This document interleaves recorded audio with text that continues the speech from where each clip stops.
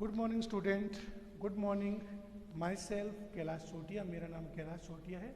जो रतनगढ़ में जो हमारा जो रघुनाथ स्कूल है, जो रतनगढ़ का बेस्ट स्कूल है, उसके द्वारा जो आपकी ऑनलाइन क्लासेज चल रही है, उस ऑनलाइन क्लासेज में कक्षा 10 में मैं सामाजिक विज्ञान आपको पढ़ा रहा हूँ। जैसा कि बच्चों आपको पता है, आपका जो पहला अध्याय है वो पूरा हो चुका है, स्वर्णिम भारत प्रारंभ से 1206। इसमें आपने अंतिम रूप से कनिष्क के बारे में पढ़ा था। कल मैंने आपको अरबों के आक्रमण के बारे में भी बताया था कि भारत पर अरबों के आक्रमण है वो शुरुआती रूप से कैसे हुए थे।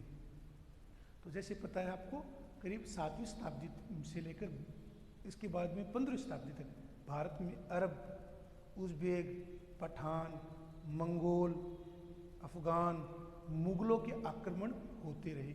जो प्रारंभिक आक्रमण हुए थे बच्चों, वो अरबों के नेतृत्व में हुए थे। अरबों ने भारत में अरब आक्रमण का जो प्रमुख उद्देश्य था वो एक तो धर्म का प्रचार करना, इस्लाम का झंडा फहराना और यहाँ की धन संपदा को लूटना। क्योंकि अरबों ने भारत की धन संपदा के बारे में काफ़ी सुन रखा था, तो इस धन संपदा को लूटने के लिए जो अरबी आक्रमणकारी थे वो सबसे पहले भारत में उन्होंने आक्रमण किया था। भारतीयों ने इन आक्रमणों का वीरतापूर्वक मुकाबला किया। प्रारंभिक जो अरबी आक्रमणकारी थे उनका भारतीयों ने वीरतापूर्वक मुकाबला किया, उनका कठोर प्रतिरोध किया, उनमें संघर्ष किया। भारतीयों ने जो प्रारंभिक अरबी और जो मुस्लिम आक्रमणकारी थे, जो प्रारंभिक अरबी और जो मुस्लिम आक्रमणकारी थे, उन्हें हराकर वापस भगा दिया। जो प्रारंभिक अरबी और मुस्लिम आक्रांतता थे, जो लुटेरे थे, जो हिंसक थे, जो बर्बर थे, उन आक्रमणकारी, चाहे अरबी हो चाहे मुस्लिम हो, इन आक्रमणकारियों को, प्रारंभिक अरबी आक्रमणकारियों को, प्रारंभिक मुस्लिम आक्रमणकारियों को भारतीयों ने कड़ा प्रतिरोध किया और इन्हें मारकर भगा दिया। इसके बाद अरबों ने वापस भारत पर आक्रमण जारी रखा। उमर खलीफा के समय या अमर खलीफा के समय 636 में अरबों का पहला समुद्री आक्रमण ठाणे पर हुआ। ठाणे मुंबई के पास में है, जहाँ पर अरबों ने पहला आक्रमण किया। अरबों का पहला आक्रमण था वो ठाणे में हुआ। किताब उल बुल्दान में उल्लेख है कि अरबों का यह अभियान है वो विफल रहा। इसके बाद बड़वास, जिसे हम बड़ोच कहते हैं, गुजरात, और सिंध के डेबाल, सिंध पाकिस्तान में उस समय भारत का हिस्सा था, तो सिंध के डेबाल बंदरगाह पर भी अरबों ने आक्रमण किया। यह आक्रमण भी असफल रहा। चंचनामा में उल्लेख है कि डेबाल के संघर्ष में जो अरबी सेना का जो नायक था मुदाइरा, वो पराजित हुआ और मारा गया। जो चंचनामा है उसमें यह उल्लेख होता है कि जब डेबाल बंदरगाह जो सिंध में, उस पर जो अरबी आक्रमणकार हुआ था, अरबों का आक्रमण हुआ था, उसमें जो अरब सेनापति था या अरब सेना का जो प्रमुख था मुदाइरा, वो पराजित हुआ और लड़ता हुआ मारा गया। इसके बाद बच्चों 712 से भारत में अरबों का सफल आक्रमण शुरू हो जाता है। अरबों के आक्रमण है वो एक अभियान के रूप में शुरू हो जाते हैं। भारत पर अरबों की आक्रमण, जो भारत पर अरबों के आक्रमण हुए थे, उसके कई कारण थे। जो प्रमुख कारण थे, सबसे पहले अरब थे वो भारत की धन संपदा से को लूटने के लिए लालायित थे। अरब भारत को सोना की चिड़िया मानते थे। उनका मानना था कि भारत में अथाह धन संपदा, दौलत, अकूत स्वर्ण भंडार है और वो उसके लूटकर पुनः अरब जाकर अपने को आर्थिक रूप से समृद्ध करना चाहते थे। तो अरबों के आक्रमण का जो प्रारंभिक उद्देश्य था वो भारत में धन संपदा को लूटना, भारत की जो वैभवशाली धन संपदा है, जो अकूत धन का भंडार है, उस पर कब्जा करना, उसको लूटना और वापस अरब जाकर अपनी आर्थिक स्थिति को मजबूत करना था। अरब आक्रमणकारी थे वो उत्साही थे। वो प्रॉफिट मोहम्मद या मोहम्मद साहब का जो संदेश थे उसको पूरी दुनिया में फैलाना चाहते थे और उनका मानना था कि भारत इसके लिए उपयुक्त जगह है।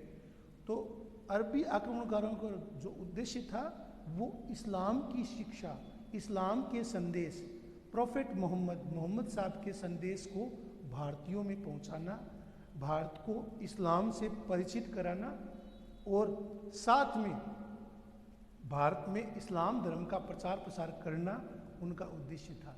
तीसरा प्रमुख उद्देश्य था कि जो अरब आक्रमणकारी थे उनका प्रमुख उद्देश्य, जो गैर मुस्लिम होते थे उन्हें वो काफिर कहते थे, जो काफिरों को उनकी जो बुत परस्ती है, जो मूर्ति पूजा है, उनका विरोध करना और यहाँ पर जो काफिरों को है वो मुस्लिम धर्म में कन्वर्ट करना उनका प्रमुख उद्देश्य था। तो अरबों को आक्रमण का जो प्रमुख उद्देश्य था, यहाँ की धन संपदा को लूटना, यहाँ के जो अकूत धन संपत्ति है उस पर अपना कब्जा करना, अकूत धन संपदा को लूटना, यहाँ इस्लाम का या प्रोफेट मोहम्मद के संदेश को पहुँचाना, मोहम्मद साहब के संदेशों को लोगों में प्रसारित करना, लोगों को इस्लाम धर्म की अच्छाइयों, इस्लाम धर्म के गुणों और इस्लाम से जोड़ना। तीसरा, जो गैर मुस्लिम है जिन्हें काफिर कहते हैं, उनकी बुत परस्ती, बुत कहते हैं मूर्ति को, उनकी मूर्ति पूजा का विरोध करना और काफिरों को मुस्लिम बनाना, पूरी दुनिया को मुस्लिम बनाना था, वो अरबों का प्रारंभिक उद्देश्य रहा था। तो भारत में भी अरब है वो इसी उद्देश्य को लेकर आए थे, भारत में भी अरब थे वो इसी उद्देश्य को ध्यान में रखते हुए भारत आए थे। 712 में जो अरब आक्रमणकारी था मोहम्मद बिन कासिम और सिंध के राजा दाहिर के बीच एक भयानक युद्ध हुआ।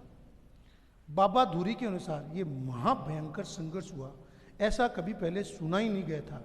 काफिर, जिसे हम गैर मुस्लिम कहते हैं या हिंदू है, उन्होंने अरबों का कठोरता से मुकाबला किया और चारों ओर से जकड़ लिया, और जिस बहादुरी से सिंध के राजा दाहिर की सेना लड़ी उसे देखकर अरबों के पांव उखड़ गए और वो हार की कगार पर पहुंच गए।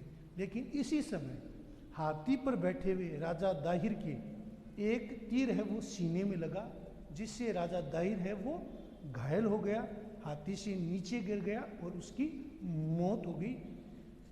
उसकी मौत होते ही उसकी सेना में भगदड़ मच गई और अरबों ने अपनी हारी हुई बाजी को अपनी जीत में बदल दिया। सिंध पर मोहम्मद बिन कासिम, जो खलीफा की ओर से अरब आक्रमणकारी के रूप में नियुक्त हुआ था, उसकी जीत हुई, वह विजेता बन गया। एक तीर जो मैंने आपको बताया था कि हाथी पर सवार राजा दाहिर को लगा, इससे राजा दाहिर की मौत हो गई। इसके बाद जो राजकुमारी जेशिया और जो सम्राज्ञी थी रानी बाई, वो किले की रक्षा के लिए उन्होंने डटे रहे। राजकुमारी जेशिया और सम्राटी, जिसे हम सम्राज्ञी भी कहते हैं, रानी बाई किले की रक्षा के लिए डटे रहे। इसके बाद लगभग 200 शताब्दी तक भारत पर कोई आक्रमण नहीं हुआ, छोटे मोटे आक्रमण हुए। इसके बाद जो आक्रमण हुआ वह लगभग 11वीं शताब्दी में महमूद गजनवी के रूप में हुआ। महमूद गजनवी ने भारत पर कई बार आक्रमण किए, कई बार भारतीयों को आतंक से पीड़ित किया। महमूद गजनवी का जो प्रसिद्ध आक्रमण था वह उन प्रसिद्ध आक्रमणों में भगवान सोमनाथ के मंदिर पर किया गया जो आक्रमण था वो प्रसिद्ध था। महमूद गजनवी की भारत पर आक्रमण करने का वही उद्देश्य थे जो अरबों के थे। महमूद गजनवी ने भारत की धन संपदा के बारे में सुन रखा था। वो हिंदू धर्म की व्यापकता, हिंदू धर्म की कुशलता और यहाँ की धन संपत्ति से प्रभावित था। धन संपत्ति से वो अत्यंत प्रभावित था। वह यहाँ की धन संपदा को लूटना चाहता था और साथ में यहाँ पर मुस्लिम राज्य की स्थापना करना चाहता था। तो उसके जितने भी आक्रमण हुए, उन आक्रमण में सोमनाथ मंदिर पर किया गया उसका आक्रमण था वो प्रसिद्ध था। ऐसा कहा जाता है कि उसने भारत पर कई बार आक्रमण किए। जो कश्मीर के जो राजा थे उस समय, जयपाल और आनंदपाल, उन्होंने उसका कड़ा प्रतिरोध किया। उसने गुजरात के सोमनाथ मंदिर को विध्वंस कर दिया, उसको लूटा, शिवलिंग को भंग कर दिया, शिवलिंग को टुकड़ों में तोड़ दिया। और कहा जाता है कि उसे यहाँ से इतना धन संपत्ति मिली कि उसे वह 200 ऊंटों पर लादकर ले गया था। और यहाँ से जो शिवलिंग उसने जो तोड़ा उसको छोटे पत्थरों में बांट दिया या तोड़ दिया, और शिवलिंग के टुकड़ों को मक्का मदीना की जो मस्जिद थी, मीनार थी, उसकी नींव में डलवाकर उसने चुनवा दिया। हिंदू धर्म से इतनी घृणा, इतनी नफरत उन लोगों में थी, इसलिए उसने क्या किया, जो शिवलिंग था उसको टुकड़ों में तोड़ दिया, और शिवलिंग को टुकड़ों में तोड़कर वह अपने साथ उसे मक्का मदीना जो मस्जिद थी उसकी जो दीवार थी उसकी नींव में उसने डलवा दिया।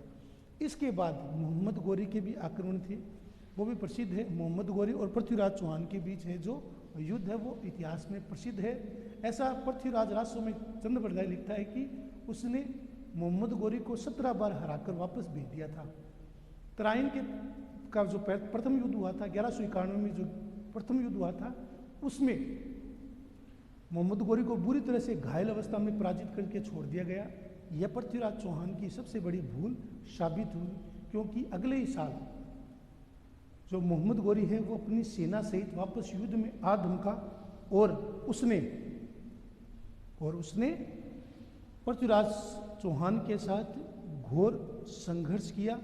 इस युद्ध में पृथ्वीराज चौहान पराजित हुआ।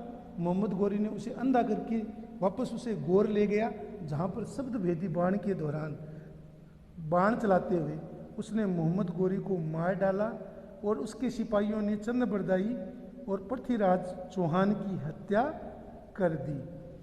ये ऐसा वर्णन है वो हमें चंद्र बरदाई के पृथ्वीराज रासो से पता चलता है। आज हम हमारा जो अध्ययन का बिंदु है वह दिल्ली सल्तनत, यामिनी, इलबारी या गुलाम वंश। इसे यामिनी, इलबारी या गुलाम वंश कहा जाता है, क्योंकि इस वंश के अधिकतर जो शासक थे वो गुलाम रह चुके थे, इसलिए इस वंश को हम यामिनी, इलबारी या गुलाम वंश कहते हैं। क्योंकि इस वंश का जो संस्थापक था कुतुबुद्दीन ऐबक, वह भी मोहम्मद गोरी का गुलाम था, दास था, जिसे मोहम्मद गोरी ने खरीदा था। तो या इस वंश को हम यामिनी, इलबारी या गुलाम वंश के नाम से भी जानते हैं। तो यामिनी, इलबारी या गुलाम वंश है, उसकी नींव डालने वाला कुतुबुद्दीन ऐबक था। कुतुबुद्दीन ऐबक को गुलाम वंश का संस्थापक भी कहा जाता है। उसने गुलाम वंश की नींव रखी थी। कुतुबुद्दीन ऐबक का राज्यारोहण 1206 ईस्वी में हुआ था। 1206 ईस्वी में वह बादशाह बना या सम्राट बना। उसे लाख बख्श भी कहा जाता है। ऐसे कहा जाता है कि वो लाखों का दान देने वाला व्यक्ति था। उसे लाख बख्श भी कहा जाता है कि उसके जो दरवाजे पर आता था उसे वह कभी खाली हाथ नहीं लौटाता था। उसे लाख बख्श या लाखों का दान दाता भी कहा जाता है। जो कुतुबुद्दीन ऐबक की जो राजधानी थी वो लाहौर थी, और उसने जो लेखक और कवि था हसन निजामी, उसको उसने संरक्षण प्रदान किया था। तो कुतुबुद्दीन ऐबक की जो राजधानी थी वो लाहौर थी, पाकिस्तान में है, और उसने जो कवि था हसन निजामी उसको संरक्षण प्रदान किया था। ऐसा कहा जाता है कि कुतुब मीनार की जो पहली मंजिल है वो कुतुबुद्दीन ने ही बनवाई थी। कुछ कहते हैं कि उसकी प्रारंभिक 3 मंजिल है वो कुतुबुद्दीन ऐबक ने बनवाई थी, और बाकी जो मंजिलें थी वो उसके जवाई और उत्तराधिकारी इल्तुतमिश ने पूरी की थी। तो 7 मंजिला थी वो कुतुब मीनार बनी हुई है। उसकी जो प्रारंभिक मंजिल थी उसका निर्माण है वो कुतुबुद्दीन ऐबक ने किया। बाद में जाकर इल्तुतमिश ने उसे पूरा किया था। जो कुतुब मीनार था उसका निर्माण जो सूफी संत था कुतुबुद्दीन बख्तियार काकी, कुतुबुद्दीन बख्तियार काकी जो एक सूफी संत था, उसकी स्मृति में इस मज़ार का या कुतुब मीनार का निर्माण कराया गया था।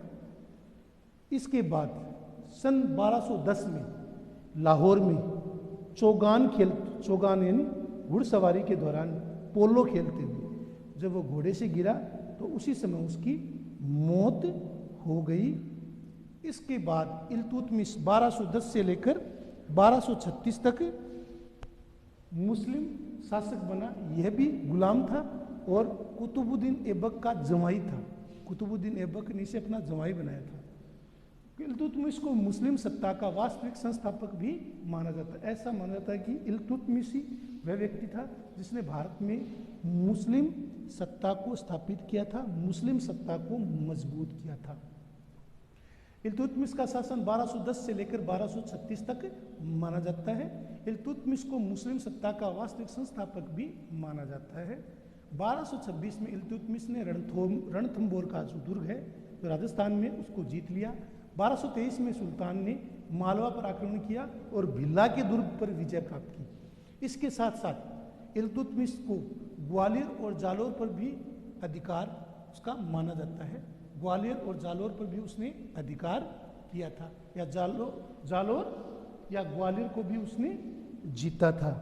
इसके बाद उसकी पुत्री और उसके उत्तराधिकारी है वो रजिया सुल्तान बनी, जिसका शासनकाल 1236 से 1240 तक माना जाता है।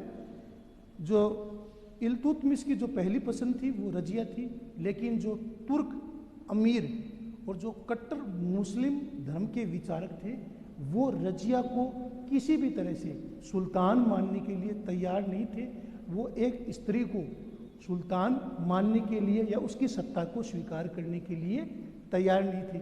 इसके अलावा रजिया ने भी ऐसे कुछ काम किए जिसके कारण जो कट्टरपंथी थे, जो मुस्लिम थे, वो उससे नाराज हो गए थे।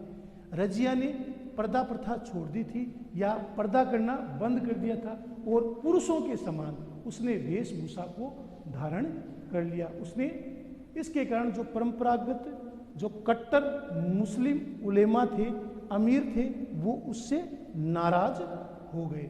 रजिया ने पर्दा को त्याग दिया और पुरुषों की तरह पोशाक जिसमें कुब्बा या कोट और कुला है जिसे हम टोपी कहते हैं, वो उसने एक महिला होते हुए भी पहनना शुरू कर दिया। रजिया सुल्तान को भारत की पहली और अंतिम मुस्लिम शासिका माना जाता है, क्योंकि रजिया से पहले न तो कोई मुस्लिम शासिका है, वो सम्राट बनी और रजिया के बाद में भी ऐसा साहस किसी ने भी नहीं किया। उसने मलिक याकूत को अश्वशाला का प्रधान बना दिया। अश्वशाला का प्रधान है वो मलिक याकूत को बनाया था। रजिया ने इसके अलावा रजिया ने जो प्रमुख सेनापति था, रजिया ने अल्तुनिया से विवाह कर दिया था। रजिया ने अल्तुनिया से विवाह कर दिया था। 1240 में दोनों को मार डाला गया था। इसके बाद 1246 से